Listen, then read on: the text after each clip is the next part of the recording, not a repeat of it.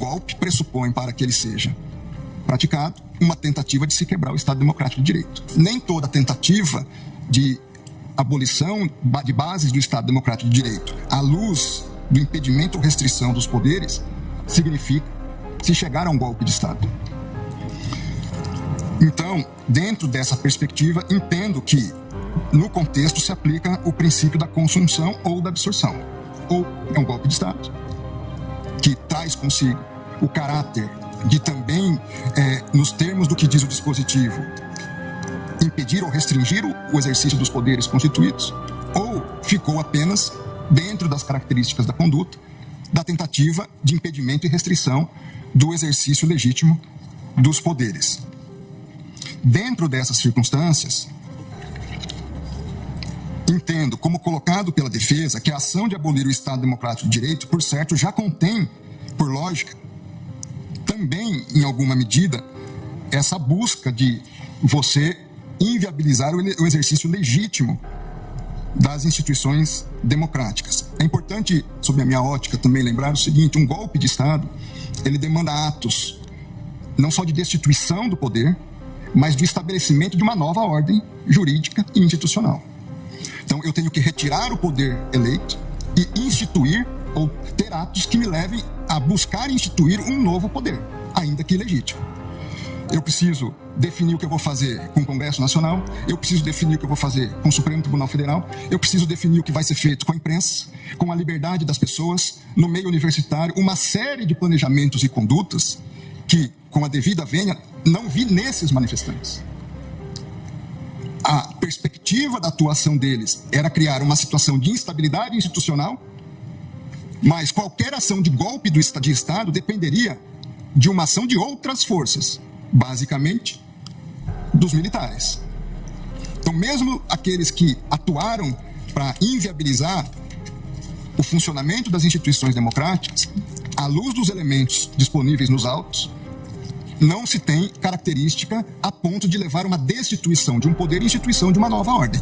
Se você me permite, o artigo 359-M, na verdade, fala em tentar, né? Então não se pressupõe a consumação, mas sim a tentativa.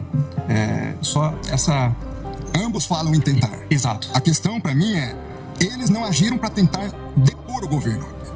A deposição do governo dependeria, ou essa tentativa de deposição de atos que não estavam ao alcance da atuação dessas pessoas. Permite-me, pois não. Porque acho que essa questão é extremamente importante, porque são dois pontos diversos, se eu entendi o que Vossa Excelência colocou. Ao dizer que eles não, ao alcance deles, não estavam instrumentos possíveis para o golpe de Estado, então aí seria o caso de absolvição. Que eu também justifico como uma tentativa indolora. Essas pessoas... Exato. Então, aí seria absolvição. Uma outra questão que eu acho que é mais importante do ponto de vista até para fixação de jurisprudência da Corte é a absorção ou não. O princípio da concussão. E por que isso? Me parece que são dois crimes, como disse, absolutamente autônomos. Até porque o ânimos é diverso. E eu dou dois exemplos, um histórico. O golpe de 64... O golpe de 64, vamos dizer que não tivesse dado certo. Mas qual foi o golpe militar de 64? Trocar o presidente da República, João Goulart. Não foi, em momento algum... Não foi em momento algum tentar mexer com a estrutura dos outros poderes, até porque, lamentavelmente, os demais poderes aderiram. Então, você consegue vislumbrar uma tentativa de golpe na troca do poder, na troca daquele que foi legitimamente e democraticamente eleito como uma conduta autônoma. O que, na minha opinião, no meu voto, eu entendi, ao prever a intervenção, ao pedir a intervenção federal, se pretendia trocar o presidente eleito pelo candidato que perdeu.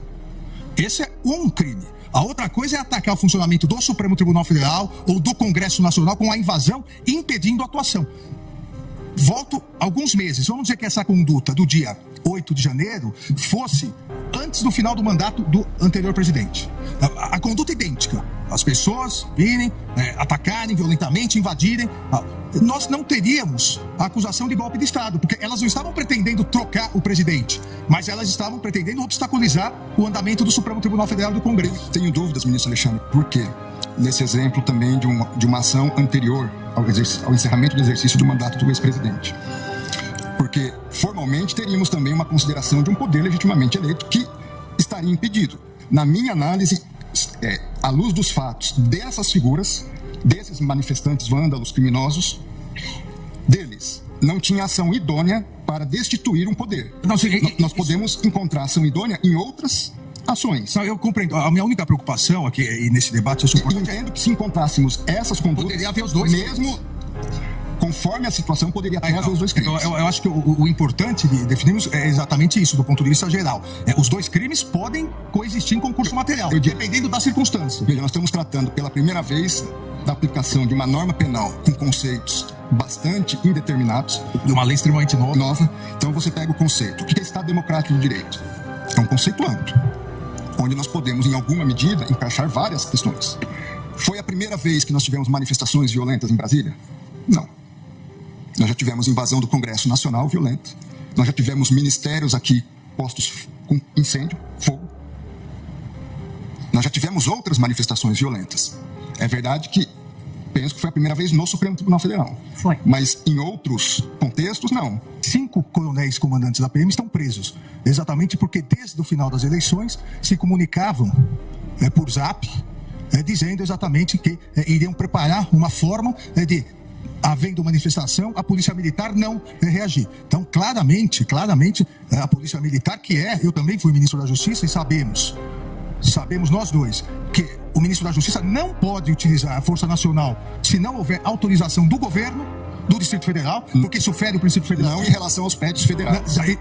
Mas não em relação à Praça dos Três Poderes. Mas em relação às edificações federais, ele pode e deve. Com todo respeito, Vossa Excelência, querer falar que a culpa do 8 de janeiro foi do ministro da Justiça... Vossa Excelência que está dizendo isso. É um absurdo. Vossa Excelência que está dizendo isso. 5 comandantes estão presos. Muito embora, eu queria, e o Brasil quer ver esses vídeos do Ministério. Quando o ex-ministro da Justiça, que sucedeu Vossa Excelência, fugiu para os Estados Unidos... Fugiu, eu sou advogado de ninguém e jogou o celular dele no lixo. Eu não sou advogado de preso. E agora Vossa Excelência, Vossa Excelência vem no plenário do Supremo Tribunal Federal, que foi destruído, para dizer que houve uma conspiração do governo contra o próprio governo. Tem a dó. Não coloque palavras na minha boca. Não coloque palavras na minha boca. Não coloque palavras na minha boca. Tenha dó, Vossa Excelência.